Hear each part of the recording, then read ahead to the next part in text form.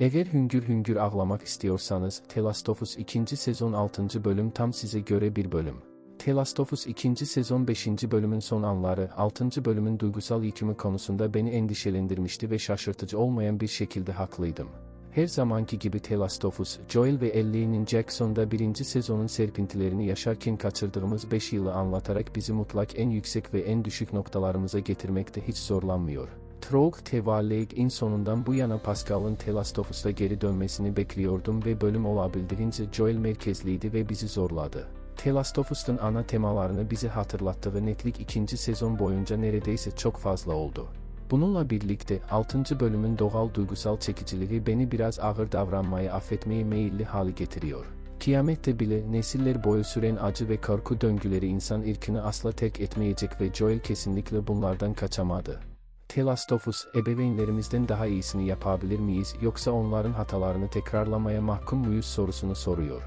6. bölümün açılışını yapan genç Joel tanıdığımız huysuz ve aksi adam olmayabilir ama kardeşi için kendini tehlikeye atan Joel'i hemen tanıyabiliyoruz.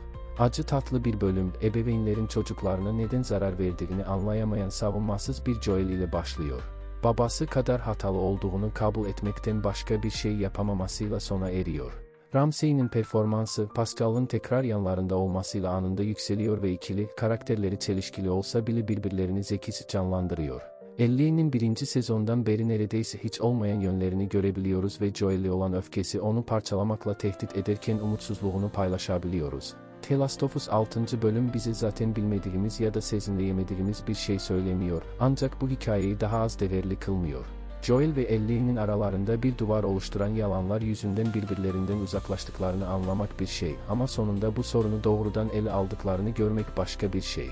Her nasılsa The Last of Us Joel'in ölümünü daha da üzücü hale getirmeyi başardı, bize aptalca bir umut ışığı verdi ve Ellie'nin onu affetmeyi deneme şansına sahip olduğu bir dünya hayal etmemize izin verdi. Bununla birlikte bazı açılardan Ellie'nin hatalarını kabul etmesini ve yoluna devam etmesini sağlayan şey onun ölümüydü. Ellie içinde tuttuğu öfkeyi Joel'in hayaletinden uzaklaştırarak gerçek Abby'ye aktarıyor. Phil Harlow ve Ellie'nin Joel'in yaptığı gibi bitmek bilmeyen şiddeti meşrulaştırmaya ne kadar yakın olduğunu gösterdi.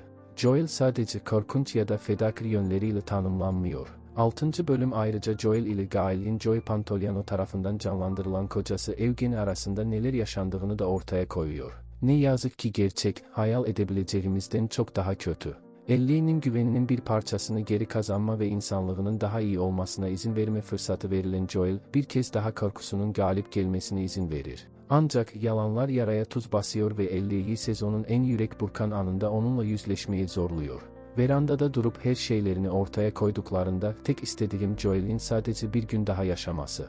Bununla birlikte Joel yalnızca korkunç ya da fedakar yönleriyle tanımlanmıyor. Son derece karmaşık bir karakter ve Pascal'ın performansı o kadar etkileyici ki The Last of Us'ın hikayesinin kendi hikayemizi yansıtmasına izin vermek için hayal gücümüzü zorlamamız gerekmiyor. Bu bölüm kötü doğum günleri kadar iyi doğum günleriyle de ilgili yalanlar onları silmiyor. Tıpkı Ellie'nin bu mutlu günlerin Joel'in kendisini ve dünyaya yaptıklarını silmesine izin veremeyeceği gibi.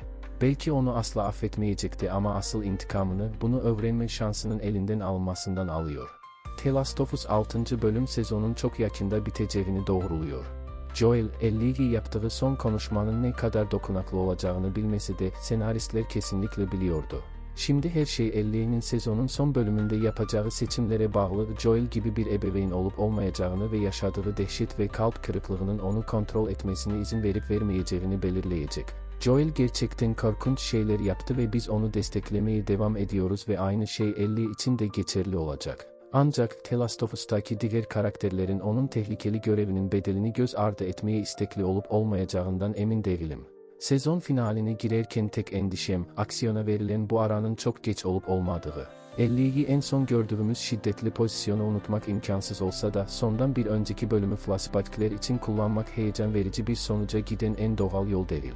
Elbette hikaye henüz bitmedi ve 3. sezonda anlatılacak daha çok şey var. Ancak 6. bölüm bize The Last of Us 2. sezonun çok erken biteceğini gösteriyor.